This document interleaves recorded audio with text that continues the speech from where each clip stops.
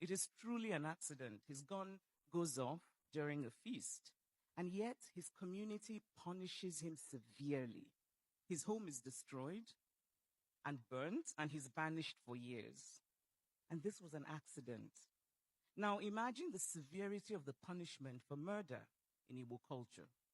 Igbo culture abhors the taking of innocent life. And yet, today, we hear grotesquely inhumane stories of people murdered in ritual practices for money. And it is important to note that the victims of this recent upsurge of barbarism are mostly women.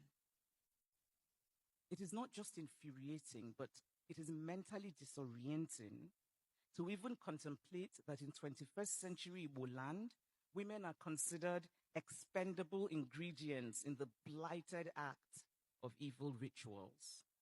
Igbo women who historically have been strong, have been valued, Igbo women like the Omu, whose boats led expeditions in pre-colonial times, Igbo women like the female king in Enugu Ezike, Igbo women who participated in the Aba Women's Riot in 1920, Women's Rebellion in 1929, Igbo women who through centuries have traded and shown initiative, and now we are reducing women to victims of money rituals. Ndi Igbo, what is happening to us? When did this particular reign begin to beat us?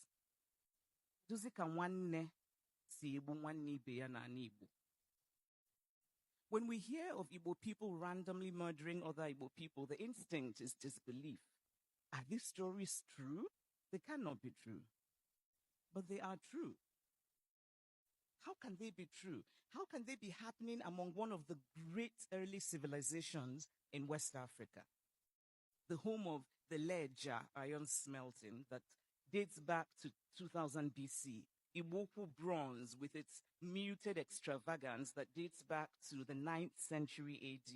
The home of the fabled Nri kingdom of the 10th century. How can this be happening among a people traditionally known for greatness and for achievement and for hard work? How can this happen among Igbo people who have long been known for the interesting dualism at the center of their culture, one of individualism on one hand, and the other of a communal ethic? Igbo people who are known for gathering together to help one another. In the words of a missionary who visited Igbo land in the late 19th century, the Igbo people show an unbending sense of justice and a surprising intelligence. Now let us ignore that surprising. But